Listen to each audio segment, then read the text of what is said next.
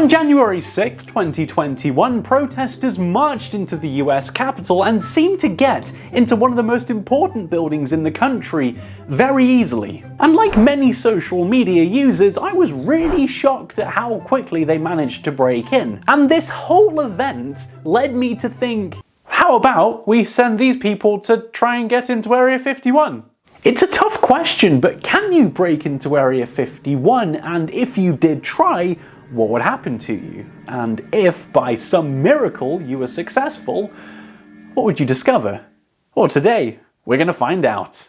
Located in the state of Nevada, Area 51 is the name of a highly classified US military base. The site goes by many names, such as Homey Airport, Paradise Ranch, and more commonly, Groom Dry Lake, named after a nearby salt flat. If you try and find Area 51 on Google Earth, this is all you see. It's not much. The government brought the site back in 1955, and it has since become the goldmine of conspiracy theories. UFO enthusiasts think it could be the home of evidence that proves the existence of aliens, the development of weather control, and even time and teleportation technology. For decades, nobody knew for sure if the base even existed until it was declassified in 2013. Now, getting to Area 51 is quite a challenge in itself. First, you'd have to book a flight to Las Vegas, which is the closest airport, and obviously if you live in Las Vegas then that's great, but the chances are you don't. Like me, I'd have to get a flight from the UK, which isn't as fun. The closest town to the base is called Rachel. It's about 150 miles northwest of Las Vegas and has a population of less than 100 people. Although you can't really drive to Area 51 from Rachel because of everything that's in between, so you're best off just leaving from Las Vegas, which is a journey of 80 miles. When you reach the perimeter of the base, you'll be surprised at how quiet it is. Ironically, a lot of the tourists just sightsee from a distance, or they go and visit the alien-themed attractions in different towns close by. If you manage to drive to the perimeter of the military base, you'll be greeted by a lot of signs. These will tell you not to walk any closer. But if you insist on trespassing and going ahead anyway, then prepare yourself to be arrested, detained, and probably shot. And that is pretty much all you can do without breaking the law.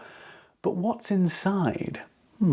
Well, unless you're one of the employees, then no one knows for sure. Even those who retire from the base are sworn to secrecy. According to the BBC, it's reported that there are at least 1,500 people working there, and publicly it's recognized as a place where the US military develop and test weapons. As much as people want the alien stories to be true, there isn't a lot of solid evidence to back it up. Although a lady called Annie Jacobson, who wrote about the history of Area 51, told the BBC that some of the world's most advanced spying programs are at the site. So that's pretty cool. In recent years, we've seen US presidents asked about aliens, and they haven't ever denied their existence, which leads you to assume, well, if it's false, then it's quite a dangerous myth to let carry on. Interesting. A lot of the people who have visited Area 51 have said the same thing, that it isn't actually that impressive when you get there, but the excitement is rather in being able to say that you've been. It's similar to that time I visited Land's End with my dad. You think, wow, I'm going to the edge of the world, and you get there and it's just meh.